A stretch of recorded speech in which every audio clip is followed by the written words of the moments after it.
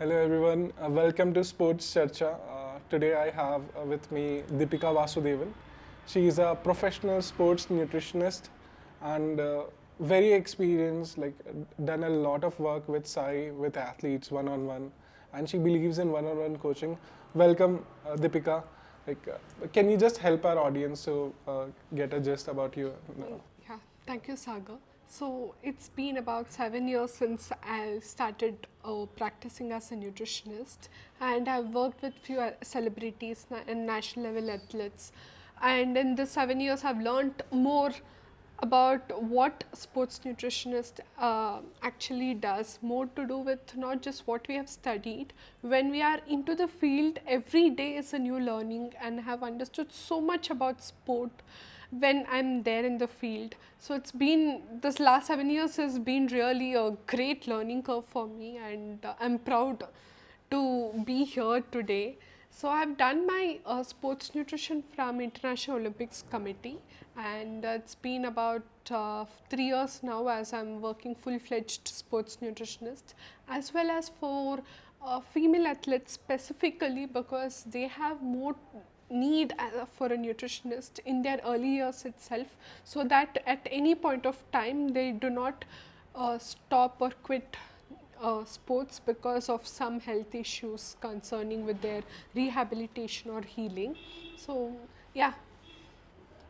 Tell me, what led you to become such a holistic sports nutritionist, during your career? Like, what led you to choose this path in your life? Okay, it started when I was born. So there's a story behind. I was born with congenital hypothyroidism. So way back 28 years ago, no one knew what is hypothyroidism, and they thought it would come for someone who's elderly. So when I was born with that, my parents had to do a lot of research, and they got to know that nutrition and lifestyle plays huge role in actually making me a normal person development it would do. So what happened is, my at home nutrition and eating healthy became everyday talk, and how they usually pack my lunches used to be a well balanced colorful meals. And I used to look at my friends meals, and they would just get something like a dosa or a chutney or noodles, and my teacher used to show us, look at her box, this is how you are supposed to be eating every day. And that attention actually made it so into nutrition. And since every day I'm listening to my mother saying that eat beetroot, you don't need makeup and lipstick, that's going to have a better skin, you're going to have blush naturally. And she used to show actors saying that they don't put makeup, they eat this, that's why they are looking so beautiful. Yeah. And that's how it made me live that nutritious life. So that's what I have held throughout my life, I would say. And then finally, that's something you're exposed to every day, and you became a nutritionist. If someone is exposed to a sport, they become an athlete towards that particular sport. That's how it started. What suggestion you have for me staying in Kormangla, the densely populated restaurant chain in Asia? So, how should I control myself to going to a different cuisine and all and eating healthy? Because that is pretty much difficult when you have a lot of options around you. Right. So what I would say is, eating Garka Khana is very important, because you have the authority and control over the ingredients you use, the quality of ingredients you use. And eating outside once in a week is not going to harm, but what you're going to be eating 80 to 90% of your time is what shows up in the next few years how your health is going to be. So I would suggest have a meal plan, and if you cannot cook, hire a cook. That's more easy way to stay healthy and sustainable. And probably you can train a cook, or you can tell them, send them recipes so that they can try cooking different kind of cuisines. So see, having a busy schedule, managing your diet, eating healthy, and having a proper work-life balance, what is you're for a corporate or for a very hectic day-to-day routine life individual, how they can manage if they can afford a cook, how they can manage staying alone and have a proper healthy meal? Like, how should it go, and what is the easy to eat healthy foods that they should have in their 4 meal plan in a day? So you don't need a cook. If you're having that 1 hour of time to meal prep for the entire week, even that is great. So it starts from eating healthy, it starts from first meal planning. Having a meal actually helps you to have greater control on what you're going to be eating rest of the day and rest of the week. So have a meal plan and shop the groceries accordingly. In that way you do not often waste, because since it's already there in the pantry in the fridge, we end up using it most of the time. So start with meal planning and make sure you are shopping all of those fruits and vegetables what is required for the week. And apart from that, what I would suggest usually is that if you're looking at eating healthy, make sure you choose 7 kind of fruits and vegetables for the week. So 7 different vegetables, in that 3 could be a green leafy vegetable to start with, and another 3 can be any of your favorite foods, and add different variety of seasonal fruits that is available. In that itself you will end up making sure you are meeting all the nutrient requirement. Then goes with the protein. So just note down 7 protein source which you would like and put that in the meal plan. 7 protein, 7 vegetables, 7 fruits, and start that way. Start very simple, do what you can, but at least start. Do something which, like, at least make sure one meal has a good balance every day. And that way you slowly build up the habit of doing meal prep and then going along. Okay, so you told 7 protein, 7 vegetables, and 7 fruits, and you should play around with a combination of that. Yes. So there is a saying, like a very tough routine actually. I followed keto also, and then there is intermittent fasting. ऐसे intermittent fasting मैं करना नहीं चाहता, but it हो जाता है because of the schedule. But how actually someone can manage a sustainable healthy diet and consistent diet without actually going for keto and intermittent fasting and other stuff which professional athletes use to achieve their goals, and they can still have a similar results. Can you help me out, like how to achieve that? Yeah. So when you're there are 2 different things. I want to eat healthy comes with a lot of restriction. First of all, when you say I want to eat healthy, a chicken salad could be still an healthier option, where you are adding chicken but very little vegetables is going in, very little grain. You want to eat very healthy, so you end up eating very little rice, or just put some exotic grains like quinoa, that will be 2 spoons of it, little vegetable, lot of chicken. You might be choosing an expensive short of chicken which is organic version. That is healthy, but is it balanced? No.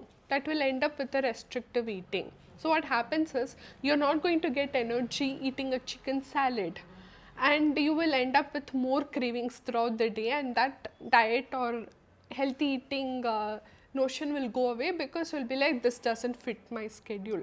So instead of thinking about I want to eat healthy, ask one more question. Is this meal nourishing me enough? Is it balanced so that I'll be able to have that energy to work and do my things, regular routine?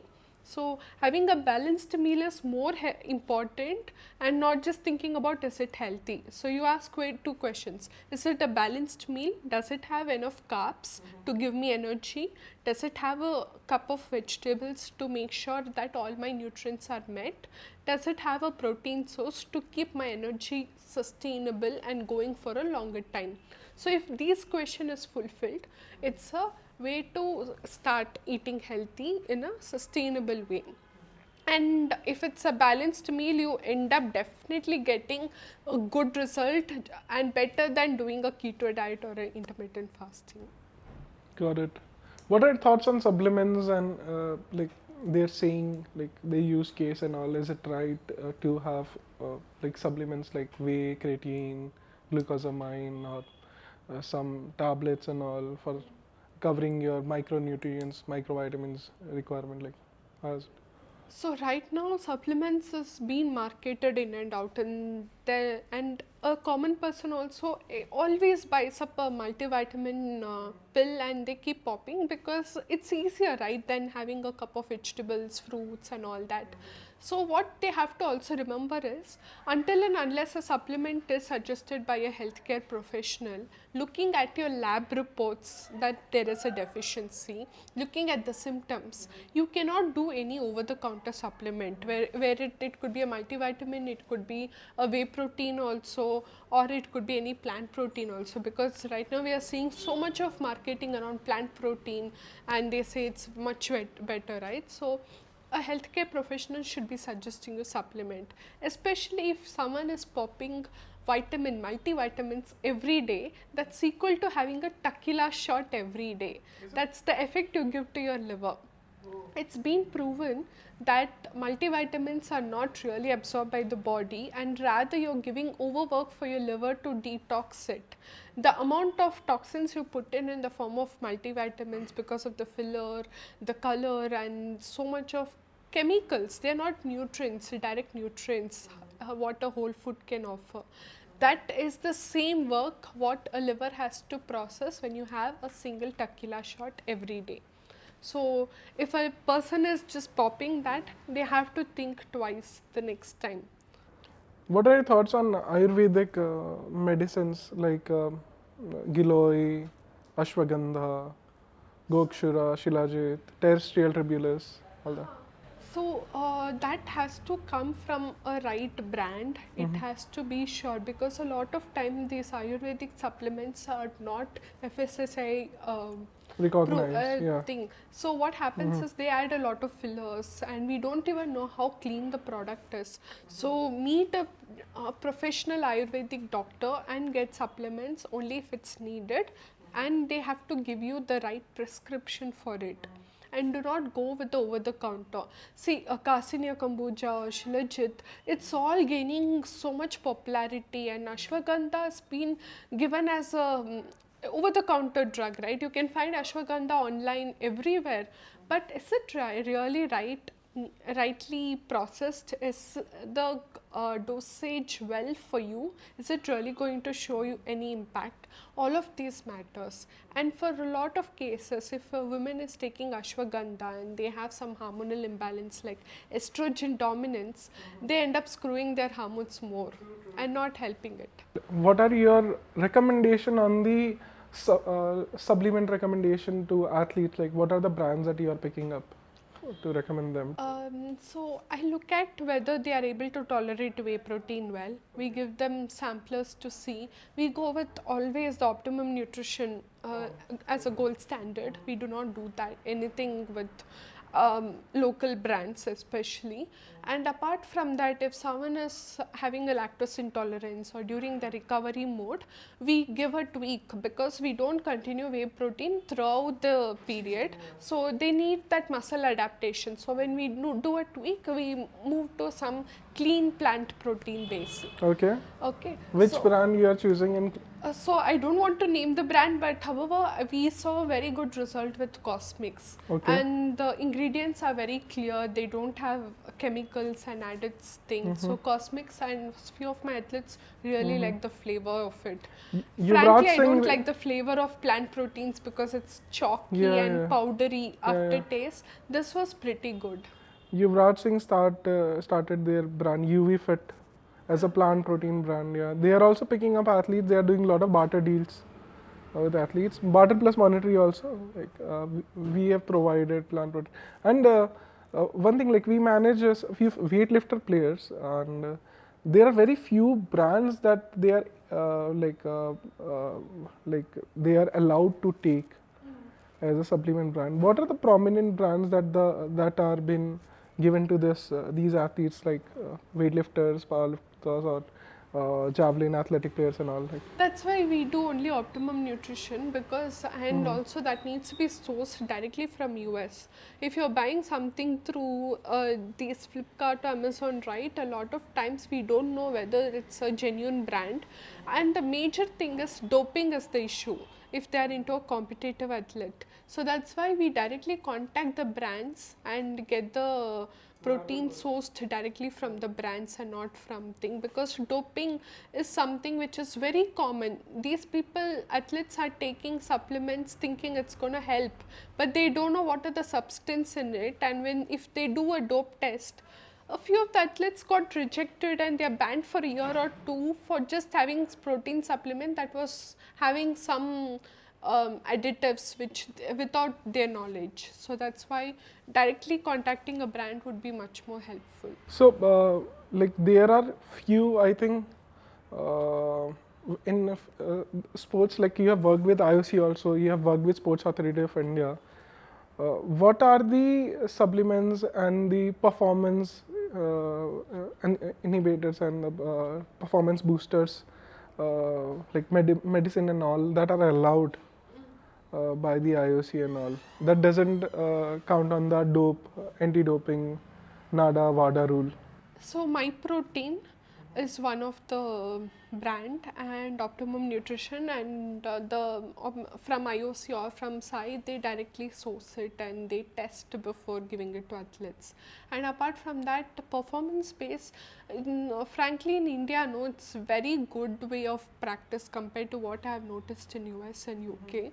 They majorly concentrate so much on wholesome foods, and when it comes to creatinine, or it could be even BCAA, they suggest better not to take, right? So it's very few supplements as from the authorities we suggest to athletes. Any drugs? So let's come to the doping part. So there are two types of doping activity. One is the injectables and one is oral. The injectable doping life is around, I think, 2 hours, is it? 2 years. 2 years. Okay. They flush out from the body. How much time does it take? It depends on what kind of doping it is. Usually why athletes actually take injectables? Because it's have a time span, like it flushes out from the body. Yes, but they do blood tests also, no? Usually in the blood it could be seen, traces will be seen. In urine it usually flushes out, but if they do a urine test 24 hours before, there's a probability that it would have flushed out before. If not, if they do a blood test, the reports takes time to come. And but usually there are the traces are seen. Oral. Why they don't take oral? Because it affects your liver. The effect of that drug is also, like that doping thing is also bad on the body. So when it comes to performance boosting, there's a huge options there. There are even this red blood transmission, iron transmission, that also boosts performance, and many times the doctors are giving it to the athletes because they are having a very low blood count and low hemoglobin. So what happens is it needs to be informed to the authority before, or else even that is counted as a dope. So you increase your RBCs count, you increase oxygenated RBCs count into the system, even that is a dope. So it depends on what kind of a sport it is, and usually not entire thing is counted. Like they don't do a check on all the dopes. They would only check on few things. But there's always a way around to boost the performance through some other combinations of drugs also. Like, have you visited the NADA, and are you in touch with like how they operate the NADA? Yeah, like recently they got suspended from WADA because of the lab and all, how they were testing and all.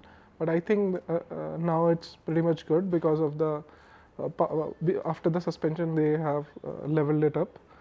So like the tests before the competition are done for all the athletes before the event? Not at all. So in case someone reports it, okay, and in case if it is a national level games, okay, then they do a blood test 1 week before, okay, to see if they have been using any performance thing during the practice time. And Performance enhancers, yeah. yeah, and they do a blood check, or they do this urine test after the competition many times, just to be sure whether this person who won the competition has took any drugs or not. Before the competition, usually they don't do for all except for sprinters. Because that creates more anxiety in the athletes, and that's not recommended until and unless someone tips them off telling that they have drugs. If not, after the performance, if they have a doubt, they check immediately after the competition. It happened with a lot of our Indian athletic athlete, on ground athlete, track athlete from India, the contingent that gone. Yeah, like any feedback for the coaches and all who are like recommending this to the athlete just to get the medal and the recognition and get a railway job or a government job through your medals and all, because they actually their life gets bad after that, the psychological, the hormonal imbalance and all with the women's for sure, and the male natural T level goes down and all. So any feedbacks for them? So try to work more holistically, try to work through food, because right now there are so many hacks, biohacking we call, which has become very trendy, especially in the UK part and Germany, where they are hacking through simple ways like red light therapy and all that, non-invasive ways, which does not give side effects, rather improves the performance. So rather you can try something like that, because the moment you get into any of these supplements or drugs, intentionally or unintentionally, and it's going to and forget getting caught. The body cannot handle something which is a foreign object, so your immune system is going to be screwed up, your hormones is going to be screwed up, and if you are already started doing this dope in a junior level, or when you have not even reached national, there's a high probability you will not be able to reach the nationals, because your body is not in the it cannot adapt anymore for better performance. So you told us about the holistic approach, like looking out for all segments, right? And like there are a lot of ways how you can recover your body. The enhancers, from in my knowledge, like it's been given for the fast recovery, good results, and it actually pushes your natural capacity. My next question around this is like any recommendation for the Gen Zs, like because they are in their natural state, right? They pre-20s and all. I think that they don't have to take whey and all, food supplement, external supplement. The normal diet is okay for them, is it? Yeah. The pre-20s and all. So when it comes to Gen Zs, whether the two categories, are they athletes or are they into normal living? So even athletes or think, usually for children we do not suggest for any supplements, and try to cover as much as possible from whole foods. The supplement strategy only starts when they are in their late 20s, when the body is no more ready to adapt to or give better performance through whole foods. Only then there is a push required. Okay. So when it comes to Gen Z athletes, try not to stick to any supplements and try with whole foods. There are so many ways to nutritionally, put in as much as nutrients into a single tikki or a paratha than going with supplements. So don't recommend supplements for Gen Zs. How much do you think, like with me, like with my story, like I was an athlete and all, like, but right now I'm facing it hard for the recovery side of things. I'm still thinking to actually pursue arm wrestling as a sport. I'm practicing around that, but this is a sport I started in college. Like it's a very injury-driven sports and all. Yeah, a lot of injuries are there. I'm still injured on my wrist. How important is the sleep? Is my first question. Because of the schedule and all, because of the sleep, the recovery, I feel like it's very slow. If I push myself and I'm not at all disciplined, my routine is all like messed up because of work-life balance and all. And I'm yes to actually everything. I actually sacrifice my sleep and I'm open to work and all. So I know, like for a nutrition point of view, there's nothing can help, but any food options that can help me out here. First, you should understand sleep is very important. Yeah. I'll go back to the so sleep is when, especially the time when you sleep is more important, because automatically there's something called biological clock, right? So after 11 o'clock, your body shuts down and goes into detoxification process. So if you are wide awake watching something or working, your brain is not going to detox. At 11 o'clock, your body, your brain, your liver will start detox process every single day. So if you're going to be eating dinner at 11 o'clock, you're not giving the space for the liver to do detox. So there's a lot of toxins which is going to be built up, that's going to impact. And brain also detoxes proteins that is not necessary. So if you're not giving that proper sleep for the brain, there's dementia, there's brain fog, and a lot of people get irritated very often and they are not able to make the right decisions. That's because the sleep is not happening, the protein is not being thrown out of the body. That's why you see that we are seeing a lot of cases where Alzheimer's has hit wide, like at 40 they're already in the stage 1 of dementia. It's happening very quickly because we are not letting our body to detox. So sleep is important. Second thing is, food which can actually put you to sleep is more important than working. So if there's one thing you can do where your body is automatically craving for you to sleep, the body is giving you signal that, hey, I just can't move forward, I have to sleep at 10:30. That would be the best way to work around it. So that could be more of melatonin inducing foods. Like it could be your chamomile tea. So you have early dinner and you have chamomile tea. Your haldi doodh is one of the great Best melatonin thing. Okay. Yeah. Evening itself, we ask you to have a good cup of hot chocolate made with pure cocoa powder. That is a great melatonin boosting Cocoa food. powder is there in the whey proteins also, like chocolate flavored. But that is flavoring. So if you look at the ingredients, it's a chocolate flavoring and not a cocoa powder. So you will have to get a pure 99.9% cocoa powder and use that and blend it with hot milk or cold milk and have that every day. Or if you feel that's too much work, you can have about 2 to 3 pieces of dark chocolate above 85% cocoa.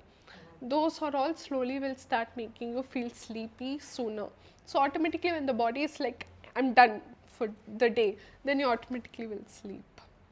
So coming to the recovery part, how best can I recover?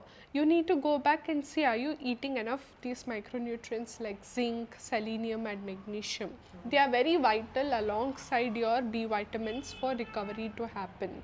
So in a meal, a post-recovery meal, that's why we give a whey protein. And for athletes, this is one secret recipe I do for my athletes and they feel the recovery is great.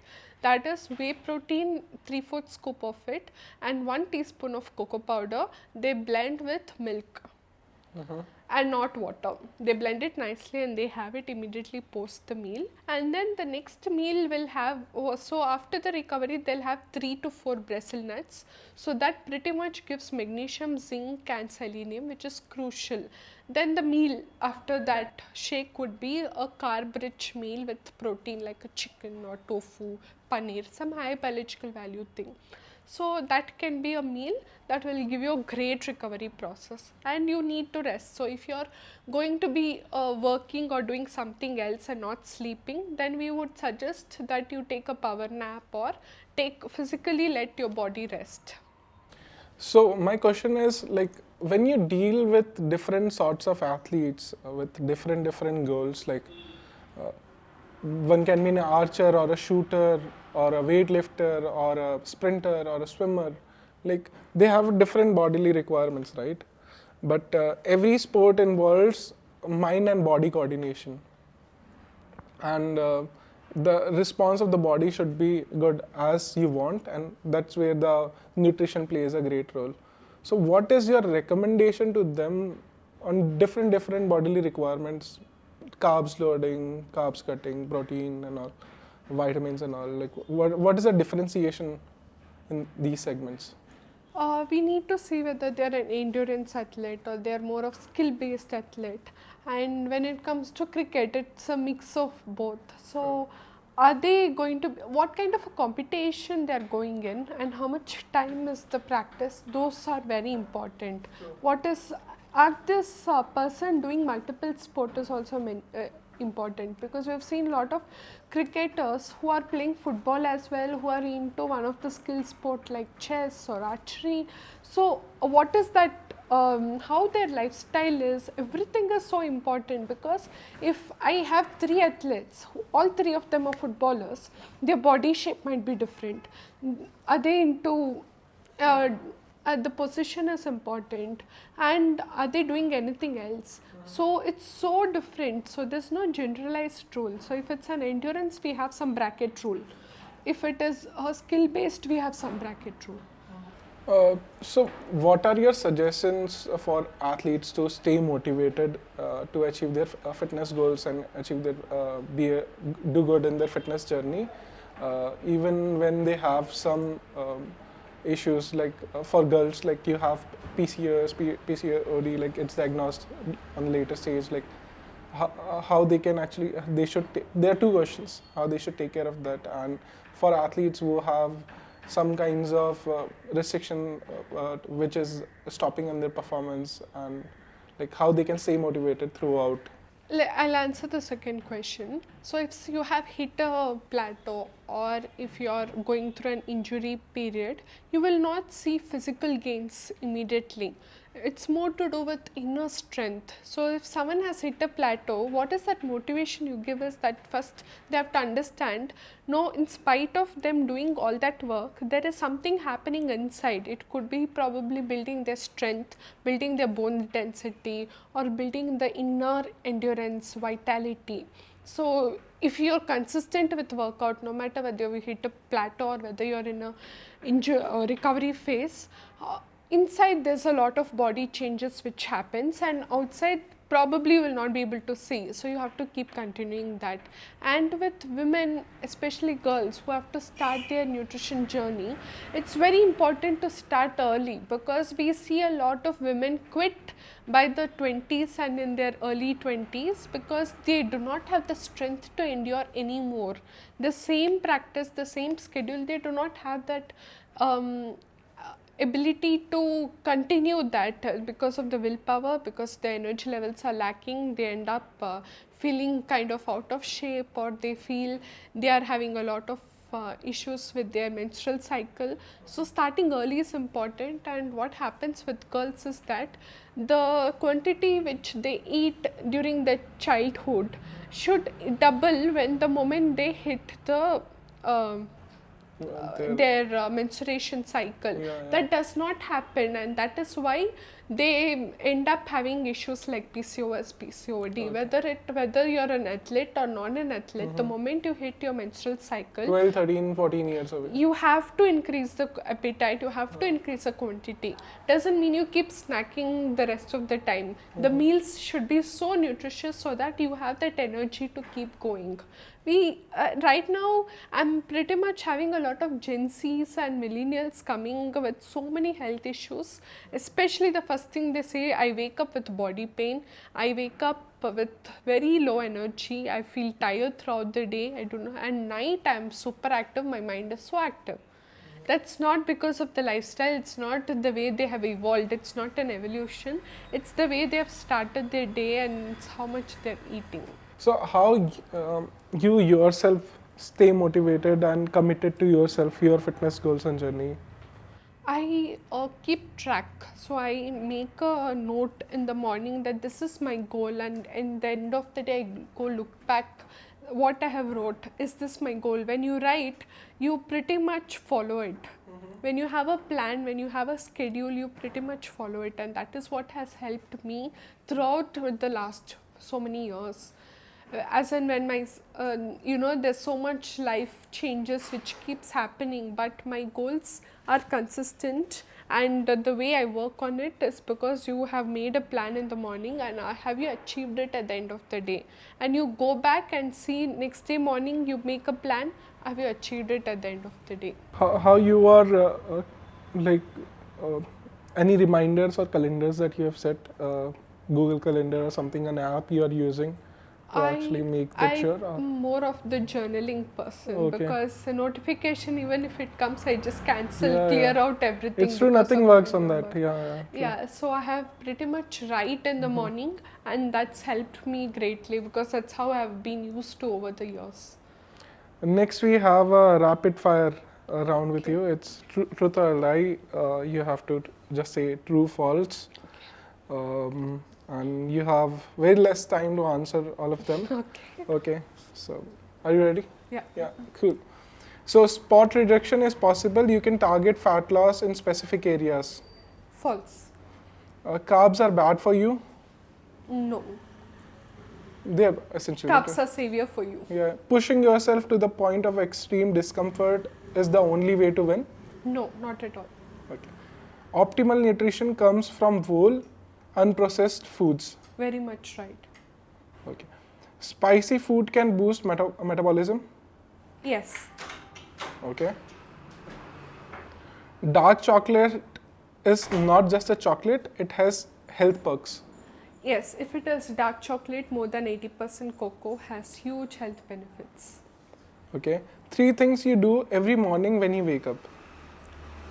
I first brush and do tongue cleaner to remove all the toxins the body has done. Second thing is I sit in my balcony and expose myself to sun, maximum skin exposure to sun, and do stretches. And then I write down my priorities. I prioritize what are the things I really have to do today, and I'll chuck the rest of it. One thing apart from this rapid fire round, like I've seen a lot of people in Bangalore have vitamin D and B12 deficiency because of lack of sunlight. Is it the lack of sunlight or some food habits that they have? See, vitamin D you generally don't get through diet until and unless you eat a wild caught salmon 3 times a week. So vitamin D deficiency is happening because we as Indians and tropicals, we have more of melanin, so the vitamin D absorption is very less. And now especially we are in inside an office or in a building from 10 to 4, that's when the maximum vitamin D absorption happens. Morning you don't really get that much vitamin D, so you need to be exposed to 20 to 30 minutes, and you need to make sure your hands, your back, or at least your navel place is exposed to sun for maximum vitamin D absorption. Vitamin B12 on the other hand is because you become vegan or you stop having milk due to adulting. Mostly that's what, not because of lactose intolerance. A lot of people stop having milk because they are adults now. So that's major reason for B12 deficiency, or if they are vegetarians. So when was your last cheat day and what did you have? Don't have a cheat day, I just eat when I want to eat. Probably about 10 days back, I ordered biryani. Okay. A lie you told yourself to motivate yourself. Yeah, so if I'm weightlifting 6x a week, I would look like Katrina Kaif. That's what I've put it on my mirror so that I go to, I at least make sure I do good deadlifts at least 3 to 4 times a week.